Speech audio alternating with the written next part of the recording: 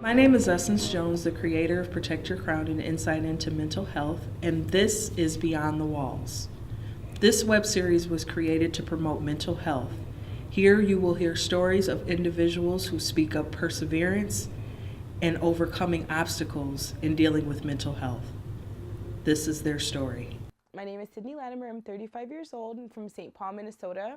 I'm a writer, an artist, blogger, and obvious toy collector. And I'm passionate about writing about things that are happening in my community. And I really love to write about weddings and anything cute.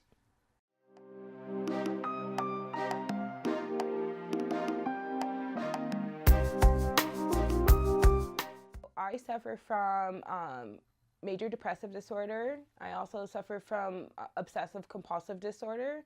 And within that, I suffer from a condition, hair pulling condition called trichotillomania, and also generalized anxiety and social anxiety. So I'm a big ball of anxiety.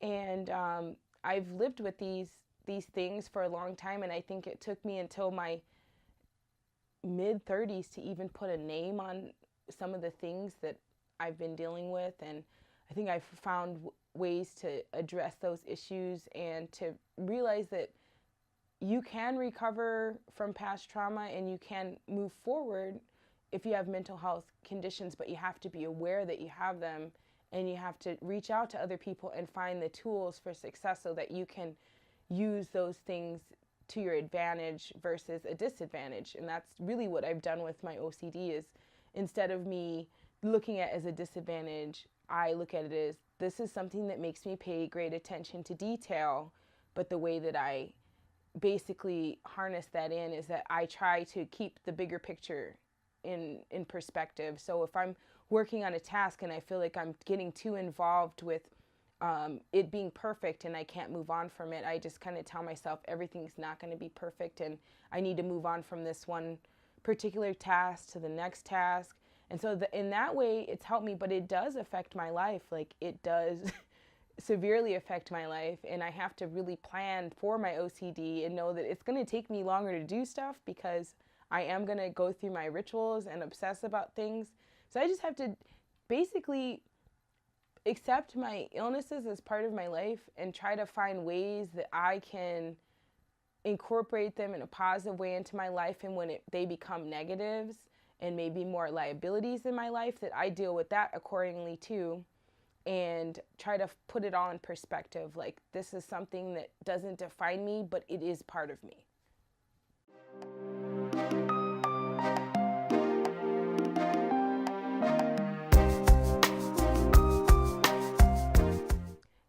I think that all of these things manifested at the onset of puberty for me. So I remember being depressed as early as 6th grade, maybe even earlier than that, but it was around 6th grade, and that's definitely when the hair pulling started.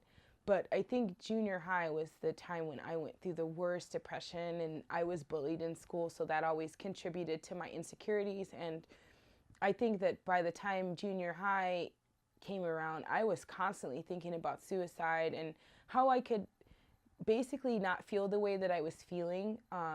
I felt a lot of rejection from my peers, and I came from a really happy home where, you know, there was no dysfunction in the home growing up. So I kind of didn't understand why I felt the way that I did, and I blamed myself, and also I blamed myself for not being popular enough, and went through this phase where I tried really hard all through high school to fit in, and had some very traumatic experiences in high school that were life-changing. And I think when I became 19 years old was when everything hit the fan, and I actually had my first complete and utter nervous breakdown, which I actually was institutionalized for 3.5 months.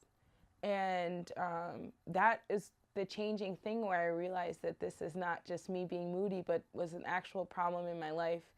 And it took me years, though, to really accept and understand that I wasn't a bad person because I suffered from depression. And I didn't have a name. I knew I had OCD, but I didn't have a name for the anxiety that I felt constantly. I actually, within the last 2 years of my life, put a name to like what I was feeling with the anxiety. But definitely the first time I experienced it was at many moments that I remember specifically where I suffered from the depression and when the hair pulling started. And it was all around the same time, around the onset of puberty. And that's one thing I would say is if you have kids, to start noticing these changes. I mean, all kids go through changes, but if you see that your kid's down a little too much, or they're maybe trying to avoid certain areas like school, they might be getting bullied, or there might be something else going on that you may want to talk to them about. I think my parents tried to talk to me about these things, but I don't think anybody knew how bad it was for me. I don't think that people knew I was crying every day and didn't want to go to school, and that I was pulling my hair out and wanting to kill myself. I thought that was a normal part of being a teenager, and then I realized that that was not everyone's experience being a teenager, and that it was not normal to want to kill yourself every day of your life. So that's when I realized I needed help, but I didn't get any help for many, many years for the problems that I had.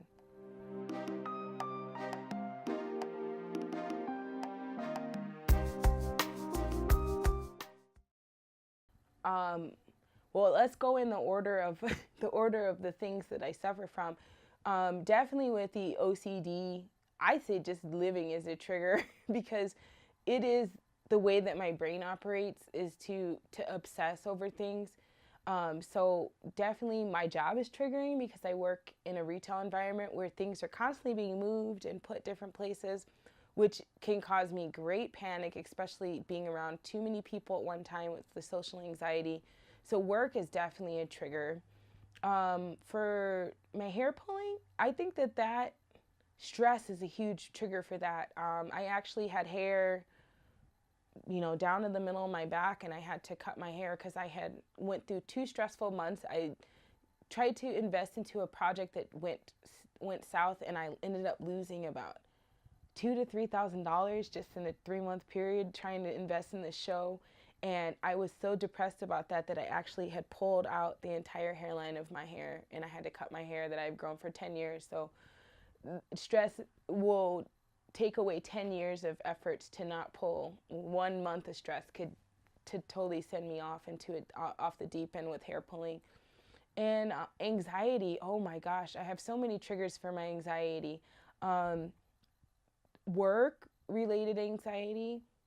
I have anxiety about being in public places. I have anxiety about driving over bridges.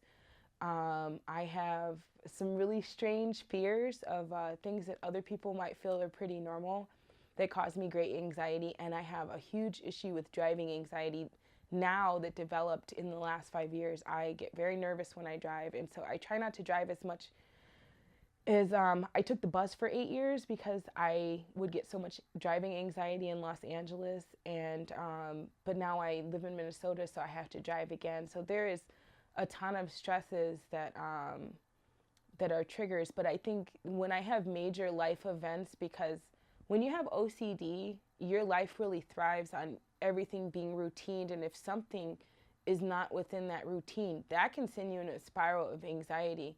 So I think when major life changes happen, like I have to move to another, say I want to move apartments or houses, that would cause me a lot of stress for my OCD. Like taking things out of place and putting them in another place would really drive me up the wall. Or like when my father passed away 2 years ago, that was a huge, probably the hugest trigger that I've had was the death of my father. Man, we were best friends, and not having him around has really been a test to me as far as dealing with my mental health issues, and realizing that it doesn't take much if you're not caring for yourself, because you can be okay when everything in your life is okay. It's really, what do you do when things aren't going well in your life? Because when you have depression, everything feels like it's all crumbling down around you, and it could be something that's very normal, or maybe you could deal with it in a better way. But when you're depressed and you're grieving, then it's really hard to like get back into focus. And I think that at least for the last year and a half, chemically my brain was imbalanced, and it was very difficult. But his death was a huge trigger for the OCD. But I can say I'm very proud to say that I've been working on it, and I have been probably pull free for my hair for at least a month. And I just, have had to be aware of those triggers, of things, why am I feeling this way? What caused me to feel this way? What can I do to not feel this way in this moment? Or if I can't not feel that way, I just need to breathe through that moment and get past that moment. But triggers are everywhere. And I think once you can define what causes you to start the panic mode, you can be more aware to either stop that feeling or to just tell yourself that this fear I have is irrational. Like, I'm going over this bridge, I'm driving over the bridge. I'm not going to fly off the side of the bridge, because that's what overtakes my mind is I think I'm going to fly off the side of the bridge. So you actually have to tell yourself, I'm okay, I'm safe in this space, in this time. And that works sometimes, and sometimes it doesn't. But I think being aware of triggers helps. And I think that you have to talk to other people about what you're going through in order for you to remove yourself from the emotional attachment you have to your mental illness, because it is part of the way that you think. And I think that you have to switch that paradigm and start talking to other people and find better tactics to be able to deal and manage your life so you can live a normal life. Because as an adult person, it doesn't matter if you have issues with depression, you still have to go to work, you still have to go to school. If you have children, you have to still deal with your kids. You don't get to clock out just because you have mental illness. So I think that it's better to prevent what you can, and if you can't prevent it, then you need to find ways to cope with it during that moment.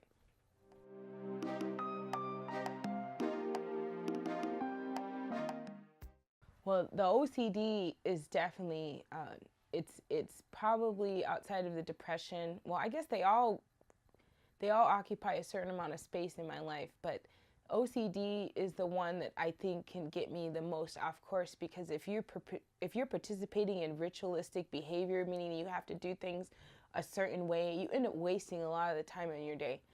And so you could sit down and start doing something, and then an hour later realize that you've lost track of time. And if you don't leave the house almost immediately, you're going to be late for work. So what I do is I plan things in advance, and I try to have things ready so I don't have a lot of downtime. Like, if I know I have to be to work at a certain time, I'm trying to make sure I have everything ready so that I'm not getting distracted and I get into ritualistic behavior.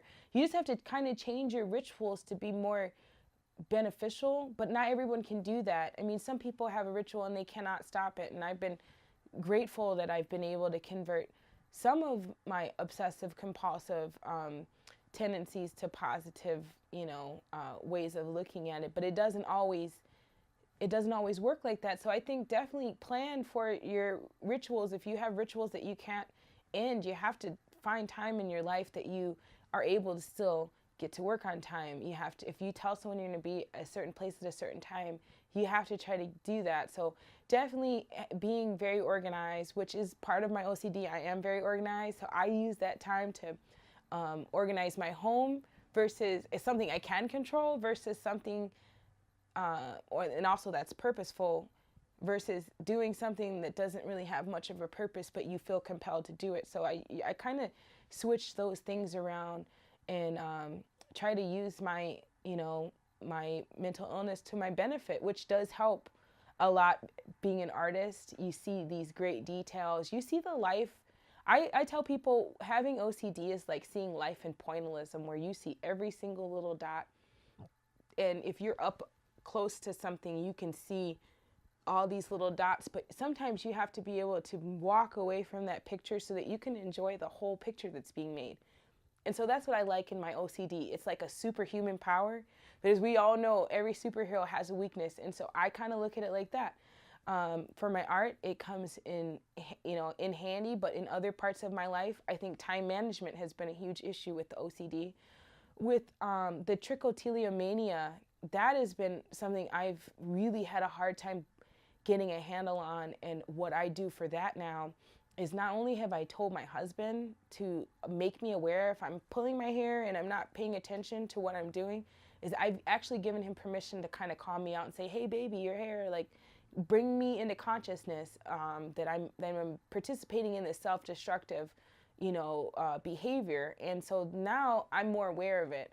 I used to be very defensive about people saying, "Oh, you're pulling your hair," or because it was the way that people would talk about it, like it was something that I could control. It was something that I wanted to do. It's not something that you enjoy. I mean, who you might enjoy it in the moment, but there's this cycle of guilt and shame as you start to lose hair, and it's not a fun thing. Like, nobody wants to have bald spots, and nobody, everybody wants thick and luxurious hair. And if you can't achieve that because you literally rip your hair out of your head, that can be very damaging to your self-esteem, your sense of self-worth, especially as a woman. So what I've learned to do is be more aware of it. And also, the black girl bonnet is the best thing you could ever do. If you have trichotillomania, wearing gloves and covering your hair up, I use African head wraps. I do so much so that I don't pull my hair, and it really has worked. I actually went back into my culture and looked at like just basic hair care, health, and that was what helped me overcome it. Probably I've gone with the least amount of anxiety and actual physically pulling my hair from focusing on good health for my hair, and that has definitely helped. But it's a struggle, and I think there's times where you could go years. I've had times where I've gone so long without pulling, and then, like I said, when I had my dreadlocks, I had pulled all my hair out. So you just have to be aware, and you have to play that tape all the way through. When you start pulling, you have to see the bald spots in front of you and say, is this something I want to live with? Do I want to have to look at myself in the mirror and know that I had pulled all my hair out? And like I said, this may not work for everybody, but it did work for me. I was able to grow my entire hairline back from the last time I went on a pulling spree, and I'm really proud of that. So I also, stay proud of my accomplishments when it comes to that. And anxiety, I have not yet figured out anything that really helps, but I have learned from participating in different things with other women that deal with mental stress and illness, that taking time for myself. I am such a busy person, and I realized that part of that was my depression. If I just focus everything outwards, and I'm a good employee, and I'm a good wife, and I'm a good friend, that nobody will notice the pain that I'm in. And I think that I use that in order for me to mask what I was going through. So now, instead of committing to too much, I don't overcommit myself. And I also take 15 to 20 minutes every day to either meditate, be silent, take a bath. I love taking long baths in Epsom salt and really getting focused. I personally am not a religious person, but I do follow the ways of the Jedi, which some people think is funny, but it's about tapping into that universal energy that keeps and maintains life. And every person, every Jedi out there has that strength inside of them. And so I tap into that, and I think about my father, and I think about what would he tell me to do right now, because that's been the biggest part, is losing my father. I don't have the guidance that I had, but I feel like he put all of that into my heart every time he told me something. And the way he raised me, he raised me to be a strong person and to be an intelligent woman. And so when I do go through these stressful moments of losing him, I think about what he's instilled in me. And I told my dad before he died, I said, you prepared me, but I'm not ready. And I just have to remember that you're never ready to lose, one of the loves of your lives. Everybody who's in my immediate family and all my friends, they're the loves of my lives. And when you lose one, you can't replace that person. But that person is one with the force, and they're within you. And so I just talked to my dad through the memories that I had with him, and the things what would my dad have said? How would he have advised me to handle this situation? And, my dad would always say, now that you're done complaining, what are you going to do about it? And I think that's the phrase that seems to pop up in my head the most. Now that I'm angry and I'm frustrated, what am I going to do with myself and my life that's going to be meaningful?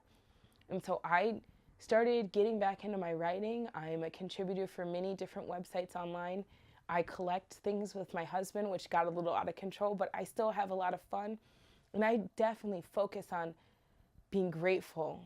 I think an attitude of gratitude can help you with perspective, because if you feel like you're depressed and that depression's taking over and your brain's becoming more and more imbalanced as the days go on, that you lose sight of all the little wonderful things that you're being blessed with in your life. And so now when I'm going through these things, I tell myself, you know what? I may not have my father, but I still have my mother. I may not be rich, but I have a husband that loves me, who I have a healthy relationship with.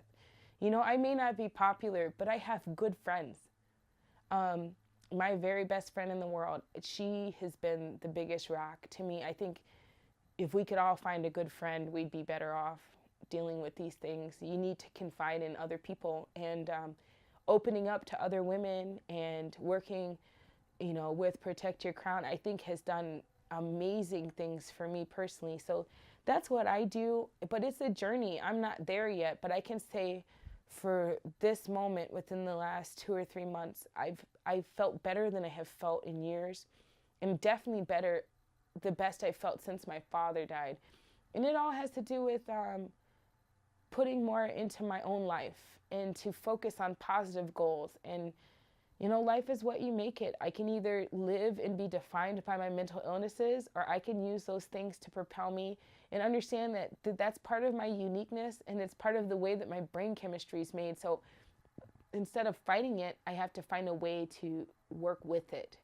I don't think that you get over mental illness. You don't get over depression. Maybe some people do with medication and therapy, but for me, I've suffered from this since I was in 6th grade, and I just have realized it's not gonna just go away. The only way that I can kind of put that in remission for a while is to focus on these positive things and move forward. So that's what I try to do every day. I use my art as a way to help other people, and it seems like the more I help other people, the more I'm helped. And that's basically what I've done to help myself. But it's a journey. I have a long way to go.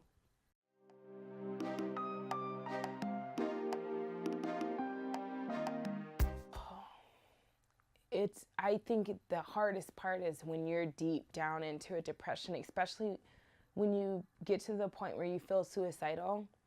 There's not a lot that can really penetrate that mindset. So I think it's important that you tell other people who are close to you to have at least one friend.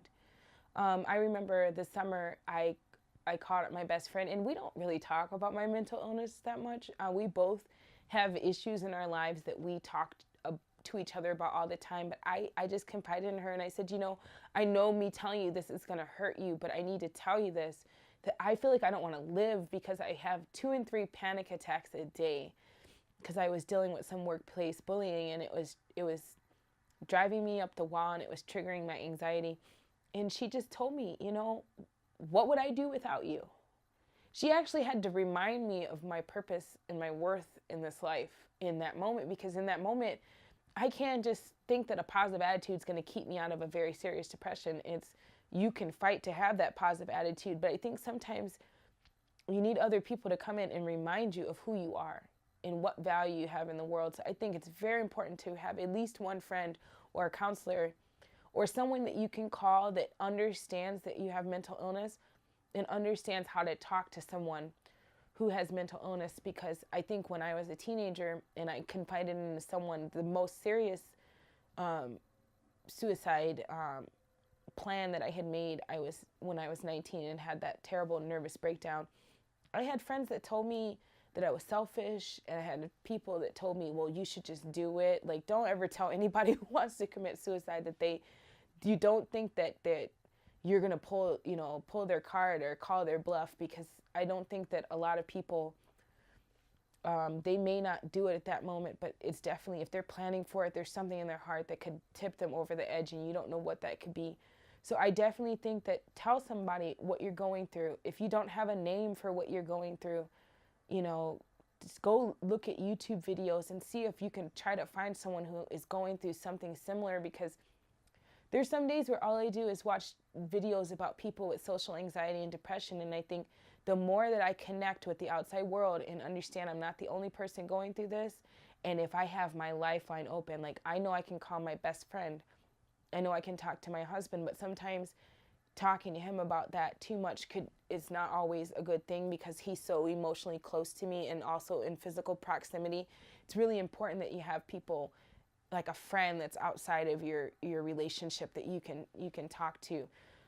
With OCD, oh, like I said, that's a toughie. I think that I should be doing this, but I think cognitive therapy is probably the best thing that you could do if you have obsessive compulsive disorder. I've tried medication. It didn't particularly work for me. I would be open to trying medication for OCD because it does consume so much of your life. If you're constantly cleaning and you're constantly putting things in order and counting things, it does become a big, roadblock to getting things done. So definitely if you have OCD, I would get some cognitive therapy. For hair pulling, that's a toughie too. I said what works for me, but I haven't really gotten a handle on that either. But I think definitely putting a barrier, making sure your hair is wrapped and away from your hands and letting other people know that you have that. And so maybe if you feel comfortable, they can let you know when you're pulling and you're not aware. And for anxiety, that's very difficult. I need to talk myself down because it goes from having anxiety to a full-blown panic attack where you feel like you're dying. And that was happening to me 3 times a day. So basically how I felt is I died 3 times every day while I was in the worst of it. And you obviously, the human body is made to prevent you from dying. And so if you're going through that level of fear every day, I don't know what kind of stress levels I've had and what that's done to my body internally. So I have to think about that. And I just try not to get to the point where I'm having a panic attack. If I need to walk away from the situation, if there's too many people in a room, I will find a bathroom stall to go sit in for a minute. Just get out of that situation. Tell yourself that you're safe and that you're okay. And then, from there on, I think it's just about learning how to relax more because I'm so uptight. I mean, you talking about OCD and anxiety, this is the most uptight type A personality you can have. But I think that I really lean on my creative side because I do have creativity. And that's where I become like freer and I'm not as planned. So I think me figuring out how to identify my feelings, when I was in therapy, I realized that I didn't know what I was feeling. My therapist would ask me, well, how do you feel? And I said, I don't know what I feel. The only feelings that I understood were happiness, anger, and sadness. And there are so many other emotions besides those 3 emotions. Apathy, anxiety, now that I have the term of anxiety, I think that that's much different than being sad. And I thought I was just a sad person, and I'm not a sad person. I'm a very wonderful, bubbly person who has issues with anxiety that makes me feel like I'm sad, but I'm not actually a sad person. So I think it's important that you define how you feel about certain things that are going on in your life and not just automatically assume that I'm angry right now because the only emotion that I can relate this feeling to is anger, because it may not be anger. And I think when I took away the stigma of being an angry person and a sad person, I realized that that's not what it was. I was a scared person and I was a hurt person. But one thing I've never been is a weak person. So I think I fall back on that strength that I know I have inside of me. And if anybody's going through stuff, I think the main thing is to talk about it. Yes, have I dealt with stigma? Absolutely. When people find out you suffer from mental illness, some people become afraid of you. They think that you're being insane is the same as being mentally ill, and there's different levels and there's different severity levels of being mentally ill. And I think that a lot of people have depression and anxiety, and it doesn't mean that they're dangerous, and it doesn't mean that they're weak or out of control. It means that just like having brain cancer or anything else, you have a disease and a disorder of your brain. And so as long as you can understand the way that your brain works and not try to compare it to the way the average person's mind works, you're going to be so much better off and accept yourself a lot more if you just realize I'm different. My brain's different, and this is the way I have to live my life. And I think that overall, I enjoy my life. I think my life's pretty cool, and it's just I can't allow myself to go too far down. And if it wasn't for my great friends and the family that I love, I can't say that I'd be here right now. So if you know anyone who's, if you see the signs of someone who might be suffering from mental illness,